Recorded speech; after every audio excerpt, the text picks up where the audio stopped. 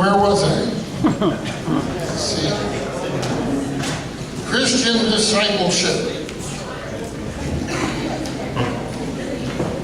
This morning in prayer, I was struck by the reading. It just seemed to fit what I wanted to talk about. So I'd like to read it as my opening prayer, again from the book of Tobit.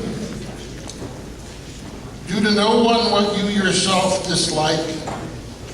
Give to the hungry some of your bread, to the naked some of your clothing. Seek counsel from every wise one. At all times bless the Lord God. Ask God to make all your paths straight, to grant success to all your endeavors and plans. That's kind of what discipleship is all about, isn't it?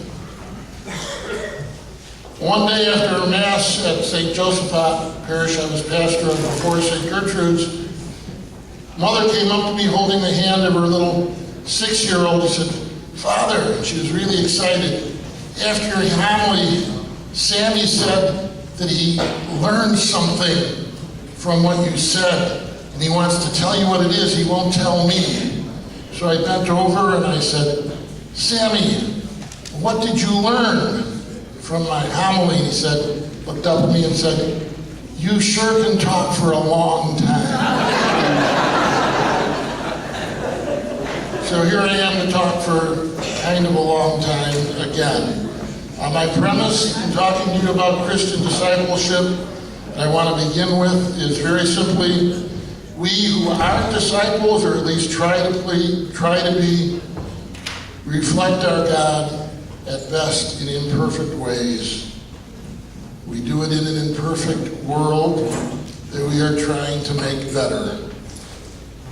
In this God we're trying to reflect is a trinity of persons, one God.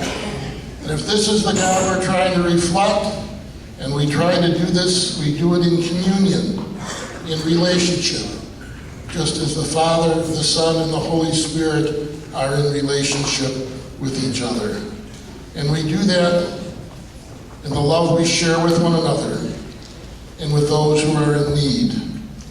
And so my key word for today's talk is together. You're going to hear that word a lot in what I'm going to have to say. And again, all centers around the Eucharist, where together we are strengthened, and together we are where we need to be to find the presence of our loving God and be in communion with our loving God. And so when we gather around the table, if we're going to truly gather together, we have to gather in harmony. Now, I'm sure things went really well here when the changes in liturgical language took place. When we were trying to deal with it at our parish, St. Gertrude's, there were some people that were a little bit upset, some mildly upset, some very upset. Most people didn't even know what was happening. But some people wanted to make a big issue of it. And I reminded them that that's not the place to do it. When I grew up with my 3 older brothers, all of us within about a 5-year period of birth, no wonder my mother always looked tired. We would fight tooth and nail, but when we gathered around the table for dinner, if we did any fighting or poking or punching, we had to leave the table. That's not where we fight. We gather around the table, we gather around the Lord's table. That's where we come together, not where we push people apart. And one of the things that we need to realize in our ministries, every single one of us here, that we do our ministry in community and in communion. We are not solo operators. When I was in the high school seminary, they gave us the book Shame to read. The movie starring Alan Ladd, the cowboy. And he comes in, cleans up all the evil in the town. Nobody knows where he was from and where he's going. He leaves town, riding off into the sunset. A real solo operator. Lousy image of priesthood. Lousy image of ministry. Lousy image of discipleship. That's not the way it is. When we were on CPE, on Wednesday evenings, we had what was called forced fun. We had to go do something together, everybody that was doing CPE together. And so we went to a movie, and just before leaving to see the movie, a priest said to me, "You're going to love this movie. It's a wonderful, wonderful example of being a priest, being a celibate priest." I'm not sure if you're familiar with the book by Carson McCullers or the movie, but it starred Alan Arkin. And he played somebody that could not speak and could not hear. So he communicated with sign language and by looking at your lips and seeing what you're doing. He had a friend that was with him who had the same issues and concerns, but also was challenged mentally as well. And they came into this town and they stayed at a boarding house. And because he couldn't speak, everybody came to him with their problems. He was a great listener. And he would, with gestures and signs and notes, he would help them solve their problems. And in the course of the movie, his friend, the only friend he really had, gets hospitalized. And he goes to the hospital one day and his friend is dead. And he's all alone. He's helped all these people in the town with their problems. He's all alone. An incredibly dramatic scene in the movie where he's fighting this being alone and the loneliness, and he's gotten himself drunk and he's walking home, and like drunk people do, he's talking to himself. But for him, that was with sign. So he was just signing himself as he was walking. Powerful scene. And I'm sitting there eating my popcorn. What a hero. Look at what he's given up. Wow, this is what I'm going to be as a celibate priest. And then he walks into his room, and the next thing you hear this blast, he's blowing his brain out. And the popcorn is now dribbling out of my mouth. The last scene of the movie is his gravestone, his tombstone. And everybody that he's helped is coming and sitting there one at a time, talking to him about what a great friend he was, and how he really helped them, and how he thanked them. And I'm thinking, why would this priest say this is a really good movie for us to see? It isn't that either. We are not solo operators. We need friends. We need to realize what we do in communion and union with others. We do it together. We do not minister. We cannot be disciples in isolation. We are part of the body of Christ. There are many parts. There is just one body. And by our very actions, more than by our words, that's how we invite people to join with us. Or, by our very actions, we send them running away. So the question was asked this morning, what happens when a pastor comes in and changes everything around and gets everybody upset? All the good that can be done by one can be erased by another. We have to be very careful about that. It's not always easy to feel connected. It certainly isn't. And here in Idaho, you've got so many miles separating you so often from one another. I mean, within 10 minutes, I can be at least at 7 or 8 different Catholic churches. That's our deanery in Chicago. And yet, physical distance isn't the only distance that is there. We can have a real spiritual disconnect with one another. And that's what we have to work with in the beginning. We really and truly have to do that. And so there have got to be ways that we can figure out how to work together, even as parish communities, sharing parishes, twinning parishes, whatever we can do. But we have to be conscious of not letting ourselves get totally disconnected with one another in any way, shape, or form. That really, really is dangerous. We are called to be disciples by others. Others call us to our ministry and our discipleship. And at the same time, then we call others to be disciples with us. That's communion. That's where community is formed. And as busy as we are, I know I can do this better by myself. We can't think that way. We've got to keep bringing others with us in all that we do. And I commend what you're doing here, and the SMART process, and the courage to look ahead and not just react, but be proactive to the needs and the concerns of the present church in Idaho and the future church in Idaho as well. I really and truly commend you.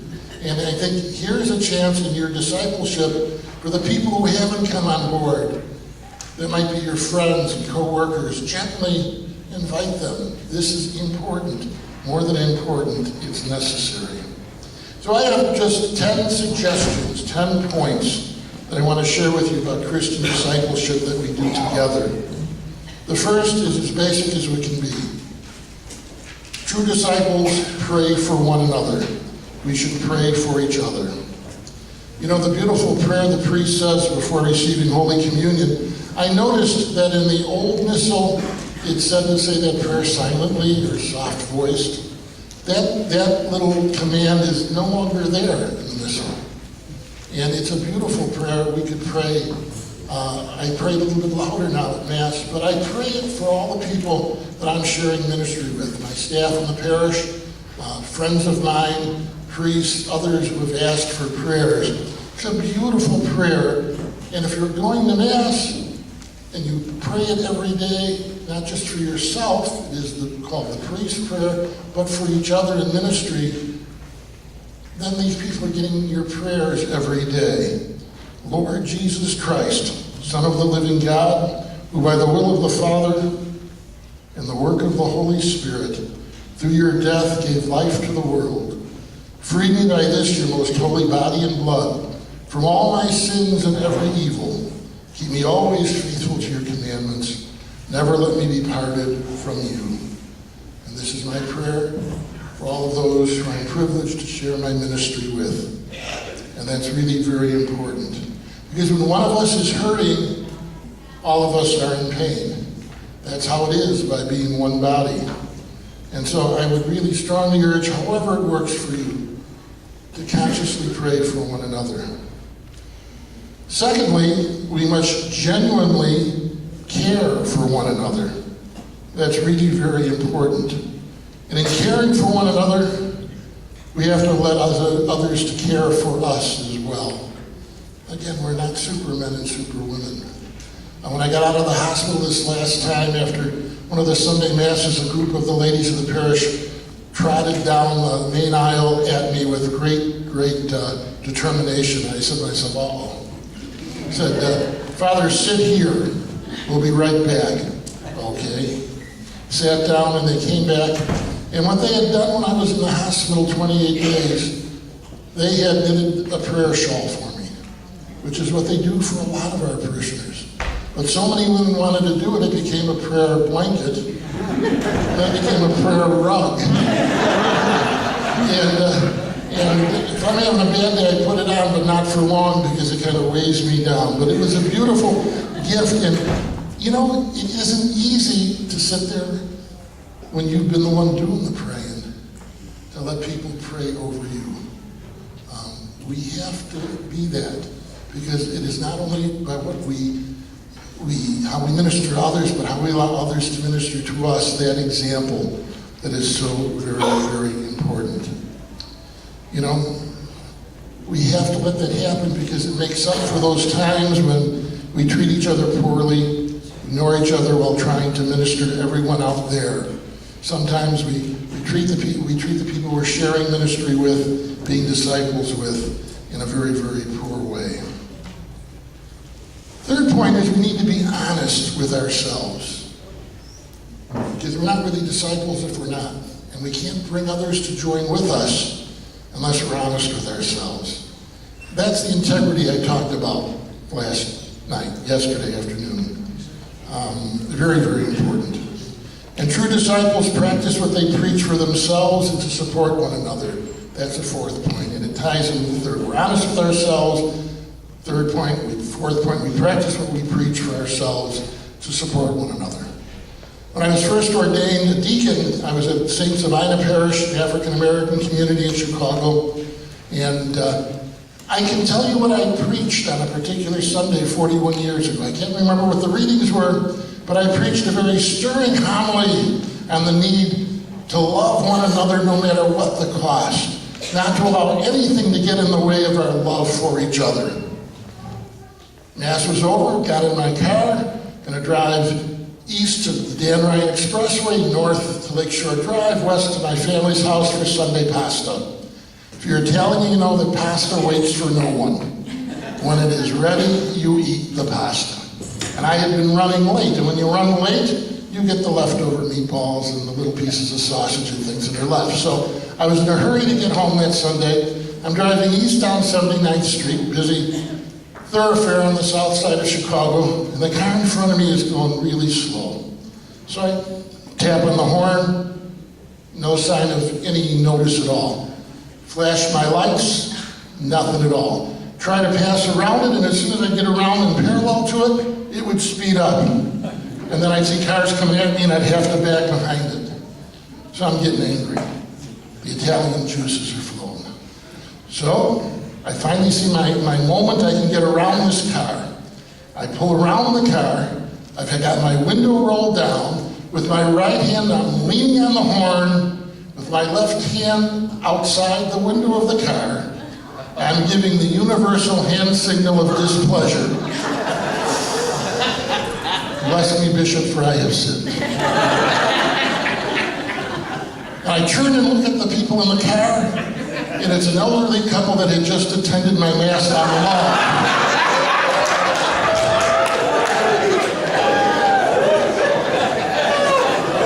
I tried to turn it into a wave. It didn't work. Next Sunday, if I stood at the back of that door at Mass, they went out that door. If I stood at that door, they went out that door. We gotta practice what we preach, or it makes no sense at all what we're doing. Discipleship isn't always convenient. We can lie our way out of it. Now, next time you see Cardinal George, don't tell him that story. I've got another one I'll ask you, don't tell him. It's only happened once in my life. My first year as a priest, that I was teaching in the seminary. Second year as a priest, first year teaching. Christmas time, the holidays, I was a resident priest, so I didn't have to worry about anything at Christmas Eve except celebrate. Nice thing to do. And so Christmas Eve, our family didn't celebrate because when we had the grocery store, it was open late on Christmas Eve for last-minute shoppers. We'd just go home, get ready for midnight Mass, and that would be it. So there was a family that I got to know, a wonderful family. He was Brooklyn Italian, the husband, the wife was Brooklyn Irish. What a combination. And they had 4 kids. And I would go to their house every Christmas Eve. A whole hour and a half, not far distance from you guys, but a whole hour and a half from the church I was at that time. I had a terrible cold all week, terrible sore throat, hadn't eaten anything all day. I was just taking antibiotics and things like that.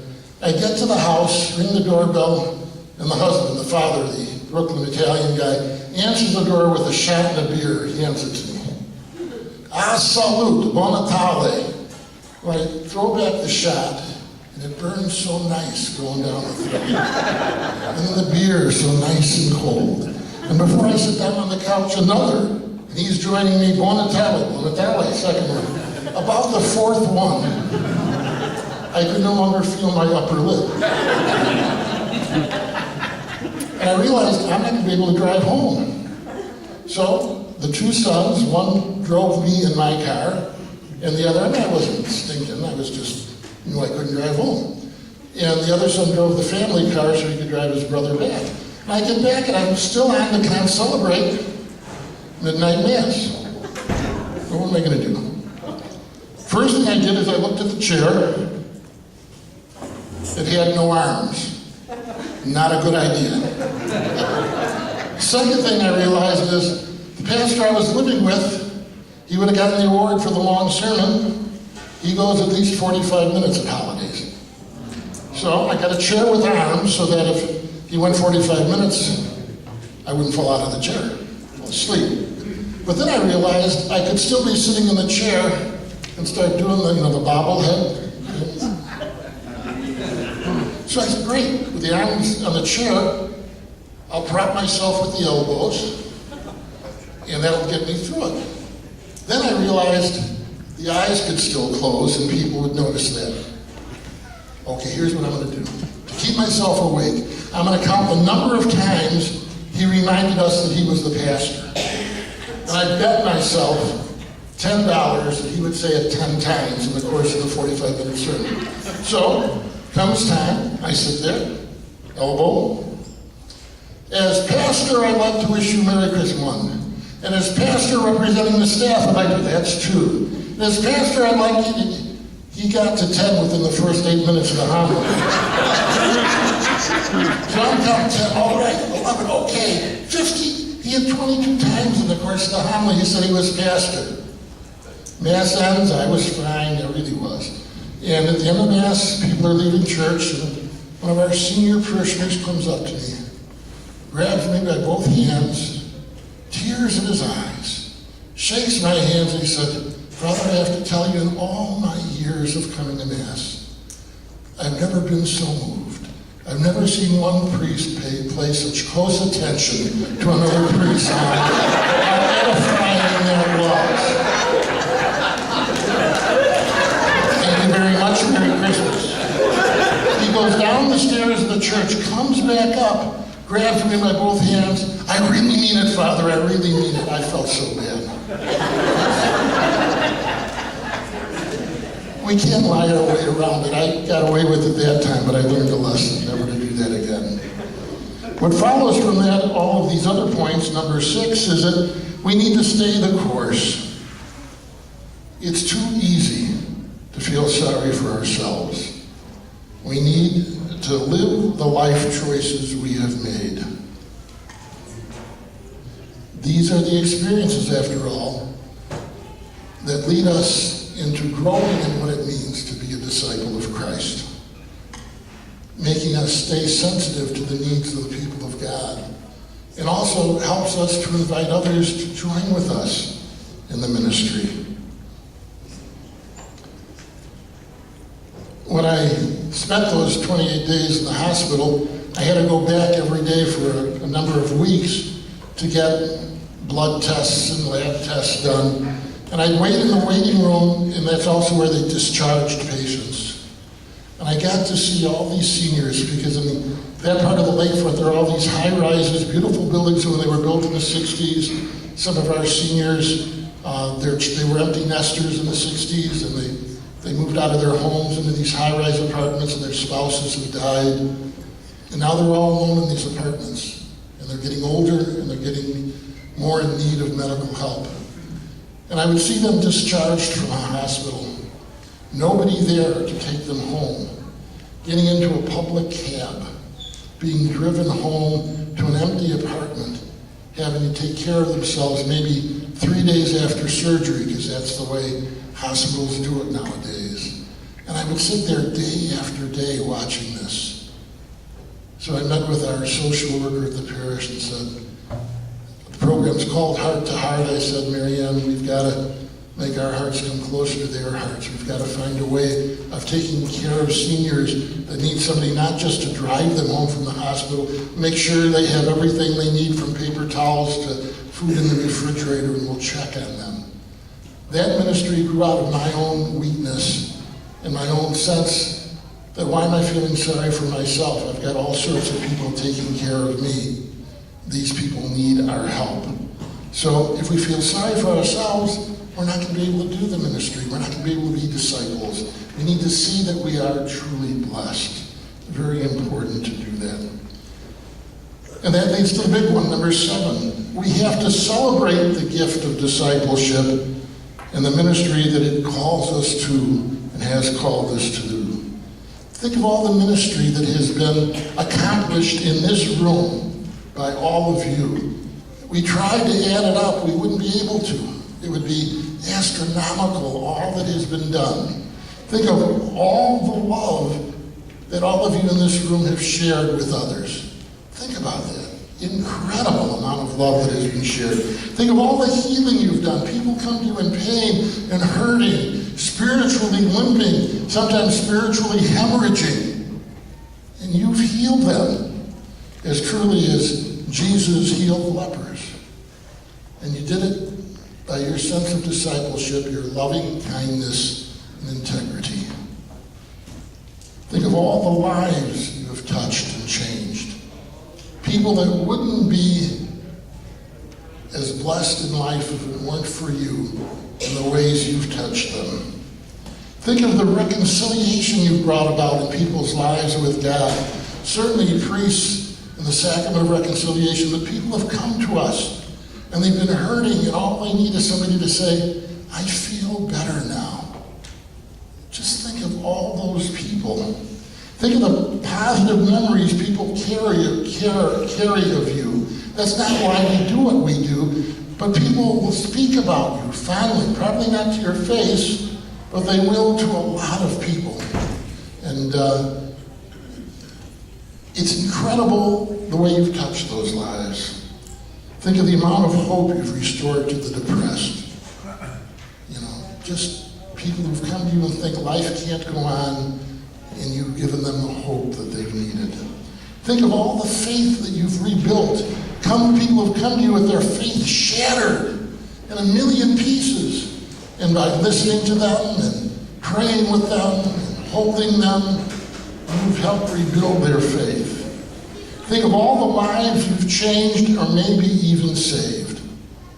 Some people that wouldn't be here today if it weren't for something you said or done. And all the ones you don't even know you did this for, but you did. Think of all the laughter and joy you have generated in your life. People that gathered with you and you made them smile and laugh. Think of the peace you've enveloped people with. People come to you burdened, stressed, out of sorts, and they leave you with a sense of God's peace in their hearts. Think of all the life-changing decisions you've helped people make. People who were heading to the railroad tracks just as the train was coming, and you steered them in a different direction. How important. Think of all the justice issues that you have helped people deal with in our society. So we need to even look beyond our one-to-one, but what we've done for the good of our parish community, what we've done for our hometowns, what we've done for society, by preaching a gospel of justice and letting people know that we're all called to be disciples, that everyone has power. There's no such thing as powerlessness if we work together in community. Think of all the people who will go to heaven because of you, the instrument of the Lord. Yes, go to heaven because of you, because we are the instruments of the Lord. And so why do we hide all this under a bushel basket? Somebody once defined what we have in ministry as terminal humility. It's going to kill us. We can't take a compliment. That's pride. Not necessarily. We can be proud and not boastful at the same time. And we should be proud. Because if we're not proud of who we are and what we're doing, how are we going to invite others to join us in being disciples? How are we going to allow the people we're ministering to realize that they are disciples as well? Why would anybody want to join with us? And so as you talked yesterday about vocations, in our ministry, in our pride of what we've done, and our holding it up not as our work but the work of the Lord, doesn't that tap into the idealism of the young? It's not me who does it, it's the Lord who works through me. And that means, oh my sweet Lord, what I can accomplish with the help of the Lord. That's not being boastful. That's being very humble. We are the Lord's instrument. And that will bring the young. So let me a little aside after what we talked about yesterday. We talked about the young, how to get them involved, and lots of great ideas were shared. We tap into their idealism, mission trips and things like that we do. But, I really agree. I love the one-eared Mickey. I'm bringing that back to the parish to talk about that. Our young are a vital part of our parish community. Now, I've read through the Catechism of the Catholic Church, and I have yet to find the canon that says you cannot be an usher in church unless you're a 70-year-old male or older. Where does it say that? You know, I don't like the idea of separate teen liturgies and things. We talked about that yesterday. I love it when our teens are Eucharistic ministers, and I see their peers step over into that line, not to make a face, but to receive the body or blood of Christ from one of their peers. And I love it when a teen proclaims the Word of God with the innocence that most of us don't have left anymore as a lector. To get them involved in the life of the church, to see that they are disciples. We do that by proudly letting people know that this is what discipleship can do. It can change lives in so many ways. So why do we continue to be so apologetic? Why do we concentrate on the negative? I mean, just how long would my dad's grocery store have stayed open if customers would come in and say, Mr. Grassi, I'd like a good T-bone steak?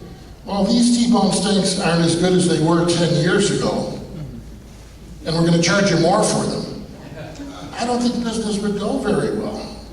We've got a wonderful, I'm going to use the word, but I don't mean it. We've got a wonderful product.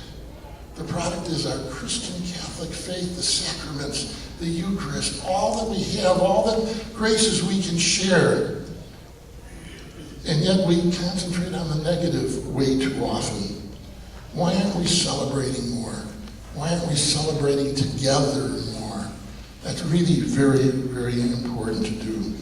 Robert Schwartz said, in the presence of Christ in the Eucharistic elements, the presence of Christ in the ordained priest, and the presence of Christ in the priestly community of the baptized, all are intertwined and inseparable realities.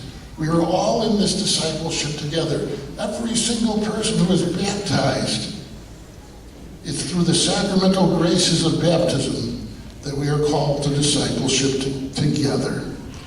God the Father of our Lord Jesus Christ has freed you from sin, given you a new birth to water in the Holy Spirit, and welcomed you into his holy people. He now anoints you with the chrism of salvation. As Christ was anointed priest, prophet, and king, so may you live always as a member of his body, sharing everlasting life. Obviously from the baptismal ritual. Powerful words.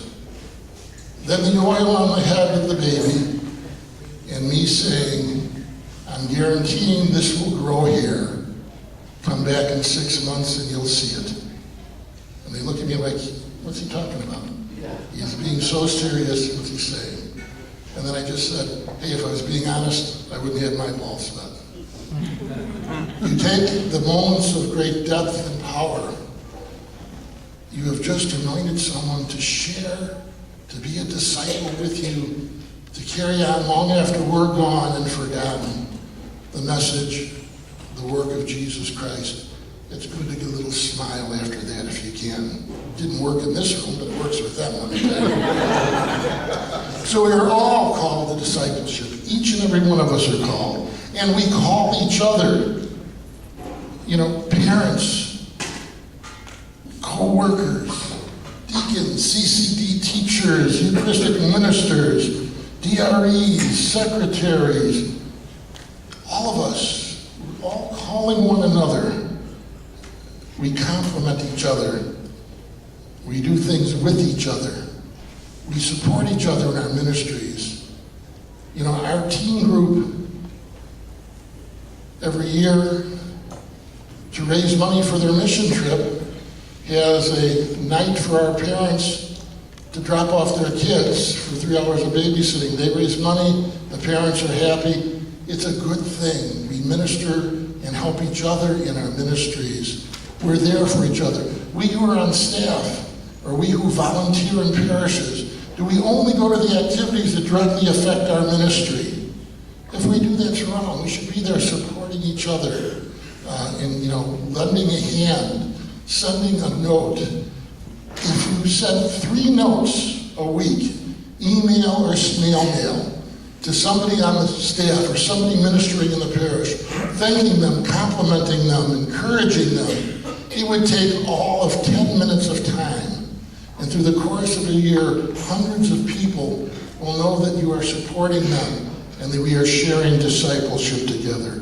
Easy to do. As we heard this morning so eloquently, Jesus asked Peter 3 times, "Do you love me?" 3 times, and 3 times Peter answers, "Yes, feed my lambs, feed my sheep."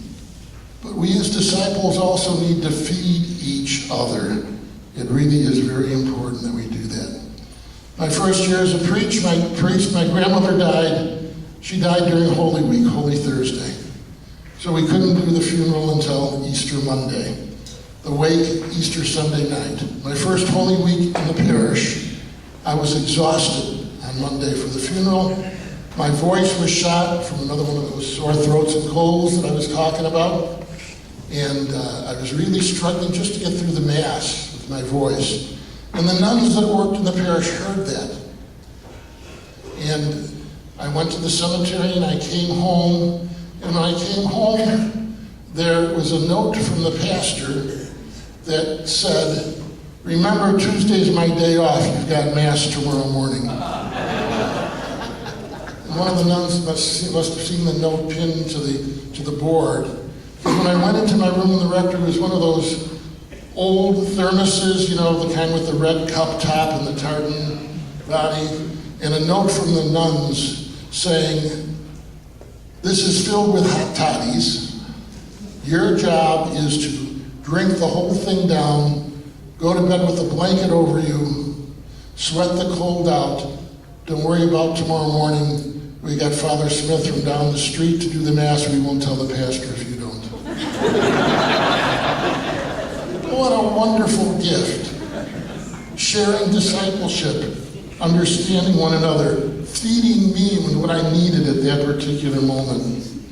Discipleship means joining our very souls with the Sacred Heart of Christ and continuing his ministry. In the parish and beyond, we obviously look beyond the ministry. There's so many issues of social justice in our society, so many ways our church needs to be the leaven and the bread of justice that needs to rise in our society.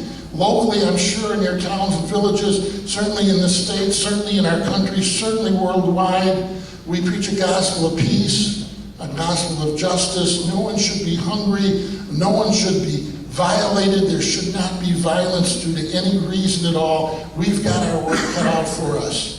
And we need to gather one another to deal with our own issues so we can have the strength, the vision, and the courage to deal with these bigger issues. We need to do that. In a number of the accounts of the multiplication of the loaves, Jesus blesses the bread and fish. He doesn't give it to the people. The 12 disciples do. He says, "You distribute this." And when they get done distributing the loaves and the fishes, there are 12 baskets left over.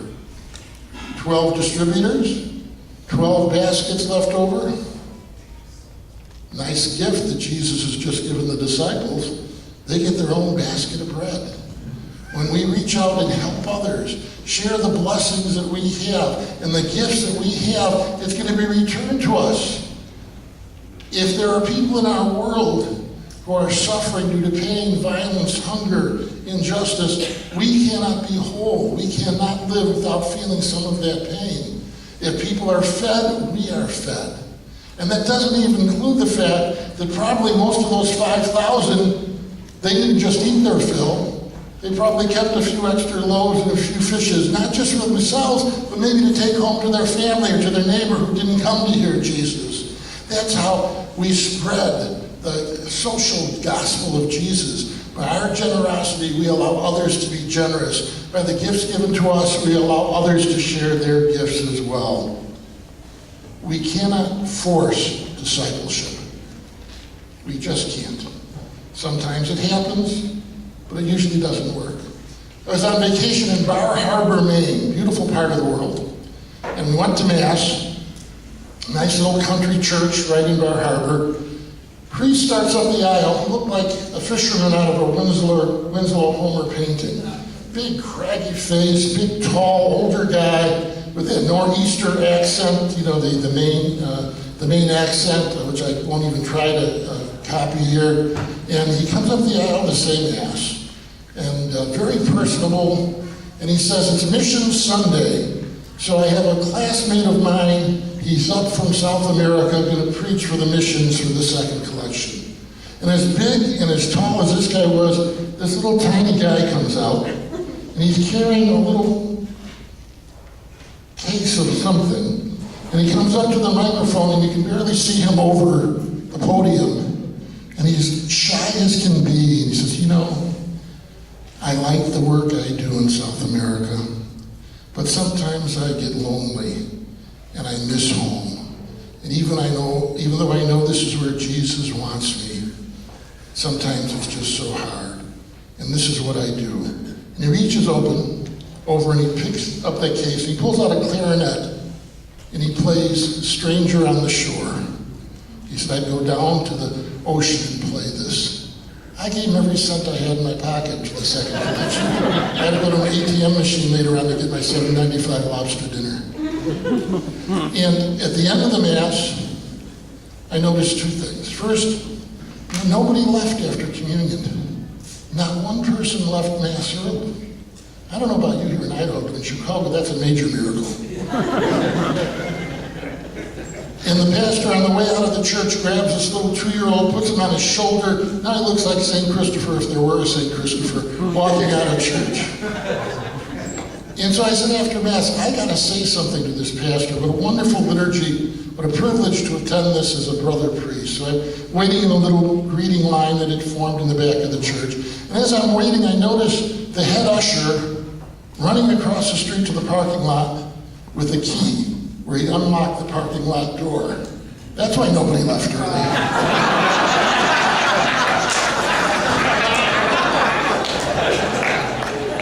So maybe you can force some things, but you can't force discipleship. You really can't. A guy by the name of Gerald Jampolsky said, when we're helping others, we are really nourishing our own souls. Isn't that true? Especially if this is what we are called to. If this is our genuine call to discipleship, then we are nourishing our souls and we help others. And just as Jesus invited us, we invite others to come and follow not us, but Jesus. Come and follow Jesus. And it's our enthusiasm that ultimately leads people to discipleship. And from my training in community organizing, the dirty word that's thrown out there, we do that first of all by one-on-ones. We sit and talk to the people of God. What are their needs? What are their concerns? A new pastor, instead of going in and changing everything right away, sit and talk to the 50 most important people in the parish. And how do you find out who they are? You ask your staff. Everybody write down 50 names without talking to anybody. And then what you do is you take, if you got 5 members on your staff, whoever got 5 votes, their name, you see them first, and those who got 4 and 3. And you just listen. What are the needs? What are the concerns of the people of God here? And that's what we're going to respond to enthusiastically. Are we a people on fire with creativity? Are we defeated and numbed by the demands of productivity? Is there something of the venturesome knight in shining armor in us, or has it been forgotten and buried? A contemporary author who shares the name Thomas More wrote those words. There's got to be this sense of adventure in what we're doing, that everything is going to be, challenging and exciting in what we do. The next point, with the person we are, we call others to discipleship. And we do it in our joy and in our happiness with which we invite them. Yeah, I want you to be on our team. I guess we have to have a youth minister. How inviting is that? I need you on this committee because I can't find anybody else. How inviting is that? I remember I asked somebody to run our big summer festival, outdoor festival, 3 days. The couple that was going to run it, somebody got sick, so I went to another couple of real good friends of mine in the parish. I need Hans and Mona, I need you to run this event. How can we say no to you? I said, then you're not running the event. You got to be able to say no. I want you to do it with real enthusiasm and joy, not because you have to. And that's what we share. Montesquieu said, lamentably, there is too short an interval between the time when one is too young and the time when one is too old. We only got this little time in our lives to, with all the energy we have, to be real disciples of Christ and to share others and to, in our wake, draw them in by the waves that we make, draw them in to join with us. And we have to do it with great joy. I was at the resident where I was with the pastor who preached for 45 minutes on Christmas. I preached a sermon once and I thought I had a real funny line in it. Not any laughter at all.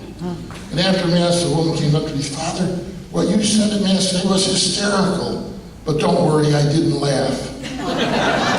Thanks a lot. You know, we begin to think what we're doing has to be so heavy and so much gravitas that it starts to weigh us down. Come on, we should be enjoying what we're doing. We really, really should. I was burying my Uncle John, and my car broke down, and I got to the church just as they're wheeling the body in, and I run out on the altar, and I go down to greet the family. My brothers are the pallbearers. I put my hand on the coffin, and they didn't lock the wheels, and it slid all the way down the aisle. As I'm running down the aisle to grab it, I said, Uncle John always liked to travel, and it brought it back up. He started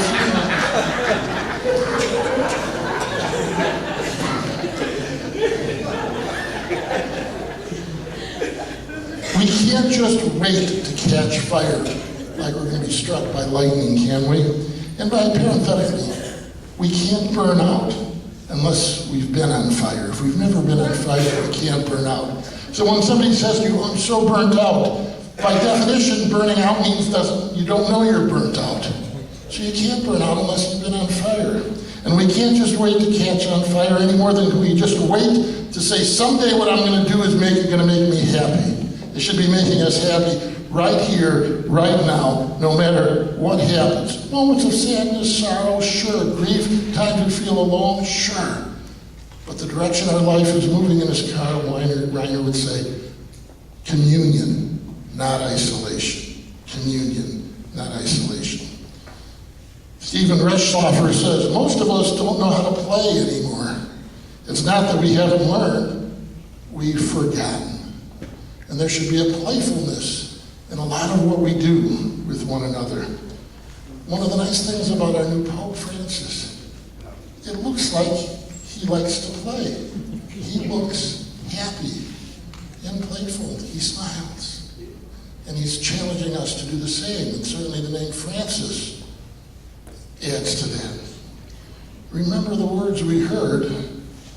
There's another way of translating. We don't have to say blessed. Happy the poor in spirit, happy the gentle, happy those who mourn, happy those who hunger and thirst for the right, happy the pure of heart, happy the peacemakers, happy the persecuted. How about us? Are we happy yet? Are we happy yet?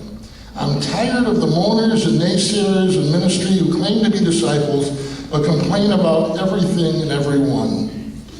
That's a sure way of being alone. Who's going to want to walk that journey with you if you're just complaining? Dag Hammarskjöld said, and of all the quotes I've shared with you, this is the one that just moves me the most. Cry, cry if you must, but don't complain. The path chose you, and in the end, you'll say thank you. Cry, cry if you must, but don't complain. The path chose you, in the end, you will say thank you. Seminarians, hear those words. But after all the good news we preached in word and action, after William Bausch, after we do that, and as William, it is, after all, the good news that we preach. And as William Bausch tells us, the good news is that there is good news. We are called to discipling ministry, 9th point, and we need to be kind. We need to do it with the integrity of which I spoke in the kindness yesterday. Because the 10th and last point, we are ultimately just God's tools. We have to let God use us. We really and truly do. It's important that we do that. And so, ironically, I was going to mentioned the story about going fishing, gone fishing. We heard it this morning. That's what we're called to do. And the fish will jump onto the boat and into the nets. They'll slap us in the face as they jump into the boat, as John tells us in the gospel. But we bring our talents and we do it together. What we create is so much better, so much alive, so much more zest in it. When I was living with 3 other seminarians in the town of Waukegan, I did all the cooking, fancy that. And another guy did the cleaning, another guy did the laundry, and the other guy said, I don't do that work. All 3 of those guys 2 of them are dead now, good friends. The 3rd one is a bishop, a fate worse than death, I think. But in any case,